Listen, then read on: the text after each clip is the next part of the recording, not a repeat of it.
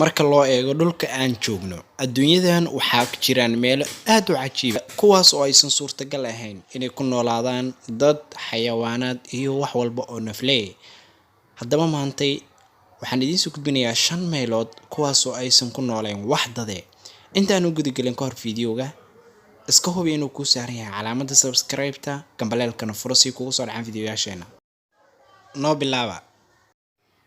Kanga Mountain buurta Kanga marka loo eegayo kuleylka buurtan aad iyo aad ayuu u kulushahay sidoo kale dhirirkeeda marka loo fiirshanay aad iyo aad ayay u dheer tahay kuma noolaan karaan waxdada ama xayawaanka caadiga ah waxaa hadda ka hortagay cilmi-baarayaal u dhashay dalka Shiinaha kuwaas oo kala kulmay waxyaabo aan caadi ahayn oo ay ka mid tahay inay tagi waayeen buurta korkeeda sidaas awgeed waxaa lagu soo daray meelaha aad iyo aadka u cajiibka ah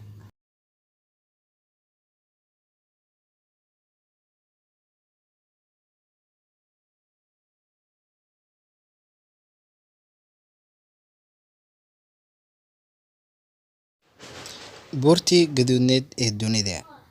marka la fiiriyo meelaha kale ee ka agdhow ayada ma jirto caalamka meel la mid ah una eg xitaa marka la fiirinayo sawirka laga soo qaado nooc walba uu yahay iyo qaabka ay u shaqeynayso ma jirto meel la mid ah meel walbood aragto waxaa ka baxayo qiiq iyo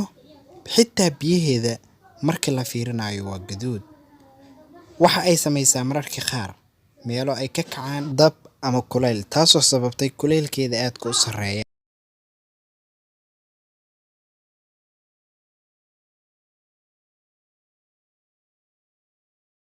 Sarisarinama waa qayb ka mid ah dalka Congo waana qayb ka mid ah qaaradda Afrika waa meel aad iyo aad u casri ah waxayna ka kooban tahay ama ay leedahay dhul wada godada waxa ay caan ku tahay dalxiiska waxa ayna dadku ku tagaan diyaarado ama noocyada kala duwan ee helicopter-ka waxaa ku nool xayawaanaad aad iyo aad u badan waxa jooga sidoo kale dad waa meel aad iyo aad u qurux badan marka loo fiirsho bilic ahaan iyo qaabka ay istiraatiiji ahaan u samaysan tahay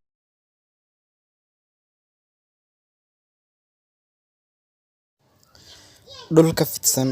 meeshan waa meel ay mararka dhidhifa dadku tagaan taasoo micnaheedu tahay waxay u qabowdahay aad waxa ayna ka duwan tahay dhulka kale marka loo fiirsho looma ogola ilmaha yaryarka ah barafkeedu 100% aad iyo aad ayuu u hooseeyaa waana qayb ka tirsan dalka baaxadda weyn ee Ruushka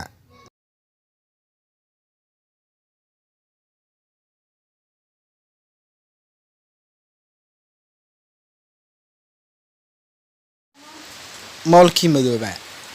waa qayb ka mid ah dalka Hindiya looma ogola marnaba inay tagaan wax dad ah hase ahaatee waxaa hadda ka hor si qarsoodiyo ku tagay qayb ka tirsan